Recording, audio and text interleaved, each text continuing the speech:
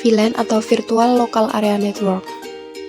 Pengertian VLAN atau Virtual Local Area Network adalah sekelompok perangkat pada satu LAN atau lebih yang dikonfigurasikan menggunakan perangkat lunak pengelolaan, sehingga dapat berkomunikasi seperti halnya bila perangkat tersebut terhubung ke jalur yang sama, padahal sebenarnya perangkat tersebut berada pada sejumlah segmen LAN yang berbeda. Metode yang digunakan untuk menerapkan VLAN.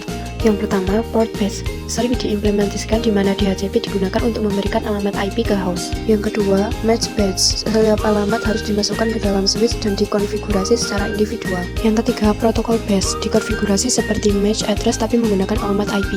Keanggotaan VLAN, static VLAN, setiap anggota dari suatu VLAN ditentukan berdasarkan nomor port switch. Yang kedua, dynamic VLAN, keanggotaan akan ditentukan secara otomatis menggunakan software yang diinstal menggunakan server pusat. Link VLAN. Yang pertama, akses link. Akses link lazimnya digunakan untuk menghubungkan komputer dan switch. Yang kedua, trunk link digunakan untuk menghubungkan switch dengan switch yang lain.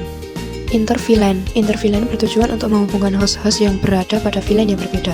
Supaya dua VLAN dapat berkomunikasi, maka diletakkan router sebagai gateway masing-masing VLAN. Tipe VLAN. Yang pertama, data VLAN. VLAN yang dikonfigurasi hanya untuk user dan tidak memiliki kemampuan untuk mengirim voice-based traffic.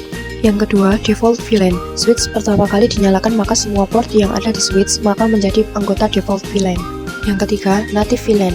Link antara switch dengan switch atau switch dengan router menjadi native VLAN. Yang keempat, management VLAN. VLAN yang dibuat untuk admin dalam mengatur kapabilitas dari switch atau VLAN yang dibuat untuk memanage device yang terhubung.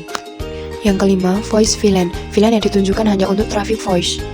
Keuntungan VLAN. Yang pertama, security. Keamanan data dari setiap divisi dapat dibuat tersendiri. 2. Cost reduction. Penghematan dari penggunaan bandwidth yang ada. 3. Higher performance. Pembagian jaringan layer 2 ke beberapa kelompok broadcast domain yang lebih kecil. 4. Broadcast storm mitigation. Pembagian jaringan ke dalam VLAN yang mengurangi device yang berpartisipasi dalam pembuatan broadcast storm.